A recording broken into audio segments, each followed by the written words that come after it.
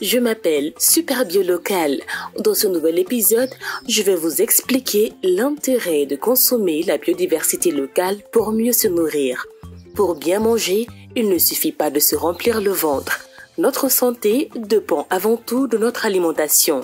Pour cela, la diversité des aliments que nous mangeons est très importante. Notre corps a besoin de glucides qui sont la source principale d'énergie, de lipides qui constituent les réserves de graisse qui se transforment en énergie quand le corps en a le plus besoin, de protéines qui sont les blocs de construction et permettent la constitution de nos tissus, muscles et de notre système nerveux. Enfin, surtout, n'oublions pas les vitamines et les sels minéraux qui sont indispensables pour renforcer notre système immunitaire. Mais attention, il est aussi très important de bien choisir d'où viennent les aliments que nous mangeons. Pour cela, on se pose toujours les mêmes questions.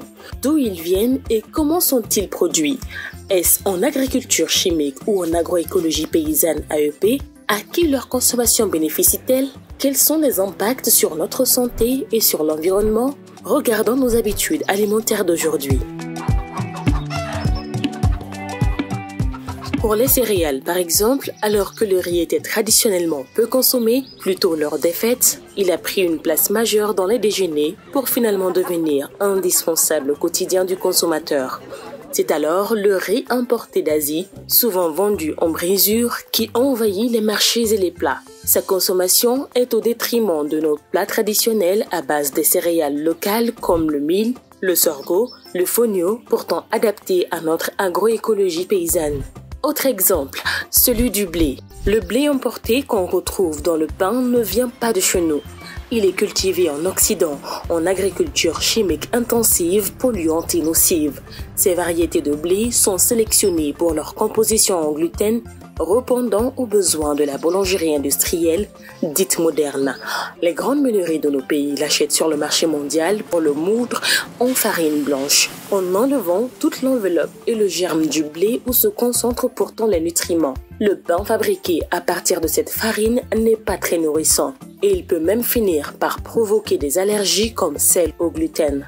En plus, ces boulangeries modernes ajoutent des levures instantanées qui contiennent des conservateurs qui ne sont pas très bons pour la santé.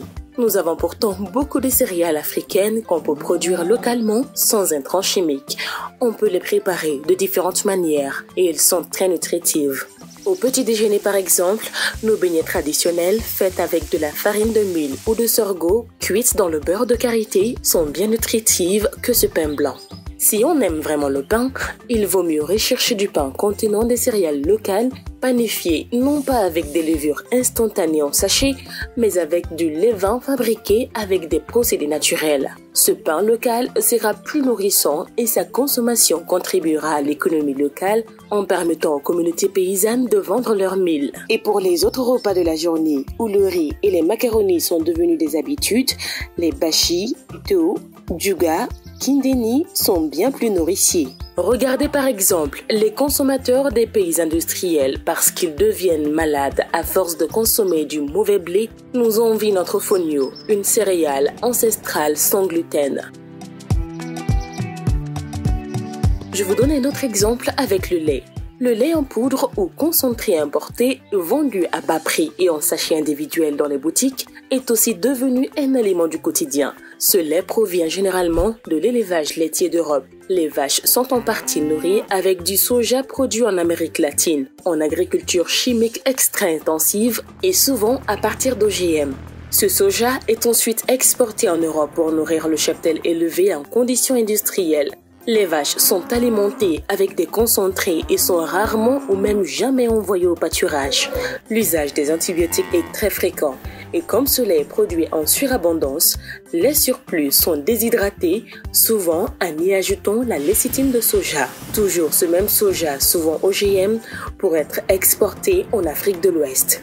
Ce lait en poudre, concentré en boîte ou même réhydraté en soi-disant lait frais, n'est pas de très bonne qualité nutritionnelle. Pourtant, il existe en Afrique de l'Ouest des éleveurs locaux qui peuvent fournir un lait de qualité. Leur bétail est constitué de vaches de race sahélienne issues de la sélection paysanne. Elles sont nourries sur place dans les pâturages ou à base de résidus de récolte. Elles sont peut-être moins productives en lait, mais aussi beaucoup moins exigeantes en traitement sanitaire et en concentré alimentaire industriel. Leur lait est de bonne qualité nutritionnelle et sans additifs. Il est donc préférable de s'approvisionner dans les différents points de distribution de lait local, comme les kiosques, les coopératives ou directement auprès des familles productrices. La consommation de ce lait contribuera alors à l'économie locale. Je vous donne un dernier exemple. Depuis une dizaine d'années, le cube industriel est fortement entré dans la consommation quotidienne des familles. Les jeunes femmes pensent même qu'elles ne savent plus préparer sans ces cubes industriels. Grâce à une très forte publicité, les sociétés de l'agroalimentaire font croire qu'ils sont faits de poulet, poissons, crevettes, tomates, etc. Pourtant, en lisant les ingrédients sur l'emballage de ces cubes, vous verrez qu'ils sont composés essentiellement de sel, d'arômes artificiels, de colorants et d'autres additifs comme le glutamate qui intensifierait le goût.